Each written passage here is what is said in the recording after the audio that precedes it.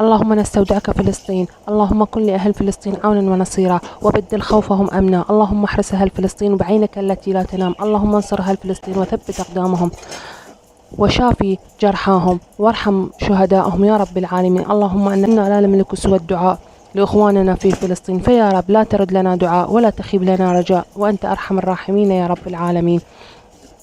حبايبي متابعيني، أرجو أن تدعوا فلسطين وغزة بالذات، ارفع عنهم هذا الغم والبلاء يا رب العالمين، ورد كيد أعدائهم في نحرهم، اللهم آمين يا رب العالمين. حبايبي اليوم الفيديو حيكون عن مو روتين يومي، وإنما حيكون الفيديو عن نتكلم فيه عن بعض المواقف. طبعا دائما نتكلم عن المواقف اللي تحصل بحياة اليومية، دائما المواقف يعني نقدر نقول أكثرها مؤسفة، يعني مو مواقف حلوة، لكن اليوم خلي أحكي لكم على موقف حلو كلش حصل بحياة اليومية. موقف يعني هو مو موقف واحد، هو عدة مواقف لكن متشابهة، فراح أدمج لموقف واحد. دائما لسه يعني كنت أتكلم إنه لسه الدنيا بخير ولسه أكو أمل بحياة، لهذا فحبيت إنه طبعا قبل فترة الموقف اللي راح أحكي موقف حلو. إنه قبل حوالي 4-5 سنين كنت أداوم بإحدى الدوائر الكبيرة كلش يعني بالمنطقة. طبعا أنا عندي خط أرجع العصر، طبعا عندي خط بهاي السيارة، لكن بهذا اليوم الخط ما جاء، فاضطريت إنه أنا أركب أي سيارة عادية وأروح بيها. وأنا بطريقي رحت للدائرة، حصل لي موقف إنه نسيت موبايلي بالسيارة.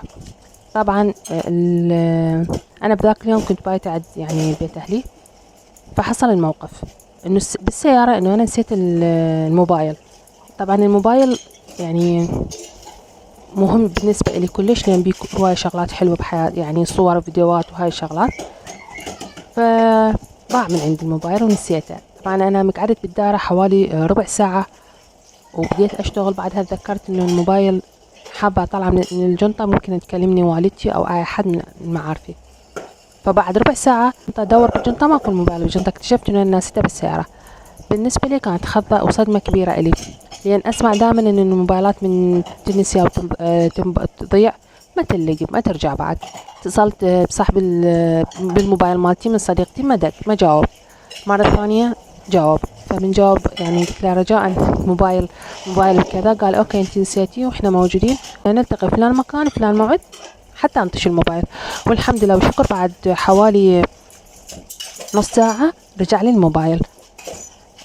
بعدها الموقف الثاني اللي حصل اللي هو مشابه إلي، كنت تعرفون إنه العام كان عندي دراسة قبل ما أتخرج. العام أنا تخرجت من الكلية وموظفة أيضا صباحي والظهر كلية، فكان وقت كلش ضيق. كنت أطلع الصبح أرجع المغرب، كنت كلش تعبانة وكلش مرهقة، نفسيتي صفر، فكلش مرهقة كنت. وكان وقت امتحانات كان صعبة، تعرفون المرحلة الرابعة دائما بالكلية تكون صعبة. وأنا بطريق بهالكلية طلعت من دارة رجعت للكلية بالطريق نسيت الموبايل بالسيارة.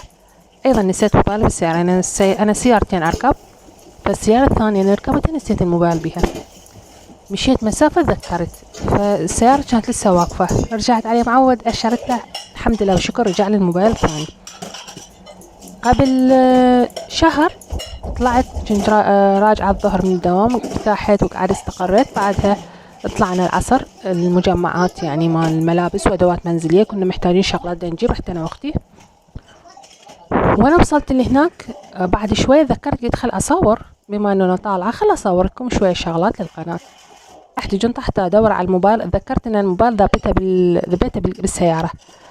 طبعا الصدمة الكبرى إنه أنا ما كان ببالي ولو لحظة إنه أنا الموبايل ناسيته بالسيارة. يعني بعد ربع ساعة حوالي يلا ذكرت، جيت اتصل موبايل اختي ما بيه رصيد، فاضطريت انه انا انزل ادور على محل واحط رصيد وارجع اتصل بيه.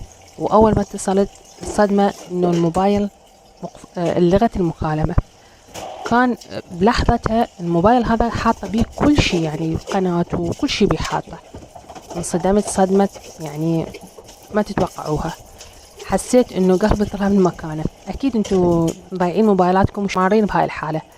والحمد لله والشكر اتصلت مرة واثنين وثلاثة وجاوبني الشخص وقال اوكي الموبايل عندي وانتظرتش وانتي ما جيتي. وقلت له اوكي مجمع كبير واحنا تو داخلين. قال ايه انتظرتش وما طلعتي. فما معقولة يعني خو بنفس اللحظة أطلع. المهم فشخص الحمد لله اتذكر إنه أنا ما شالني فين دل البيت، هو من المنطقة، ورجع الحمد لله وشكر ورجع لي قال لي أوكي حرجع لي المنطقة نفس المكان وأنطي لي دق الباب البيت وأنطيكم الموبايل. أنت الموبايل؟ قلت له أوكي. خابرت على والدتي وقلت لها حيجيش الموبايل، والحمد لله وشكر رجع الموبايل سالم للبيت. طبعا الموبايل بيه كل شيء يخص حياتي، كان من صور، من فيديوهات، من مواقف، من قناة، من كل شيء، حتى قناة ثانية بيه. فحابة أقول شغلة يعني المواقف هاي الحلوة اللي تحصل تخلي إنه لسه عندنا أمل بالحياة، لسه أكو أمل بحياتنا اليومية، لسه أكو أمل بالناس. فكل الأطلبة منكم إنه تكتبوا لي إذا أنتم مارين بهيج مواقف أو لا، مارين بهيج مواقف مثل مواقفي، ويا ترى هم يرجع لكم الموبايل لو لا، هم تعرفون هيج قصص، اكتبوا لي بالتعليقات، ولا تنسون تشتركون بالقناة وتفعيل زر الجرس ليصلكم كل جديد. شكرا لكم وإلى اللقاء في أمان الله.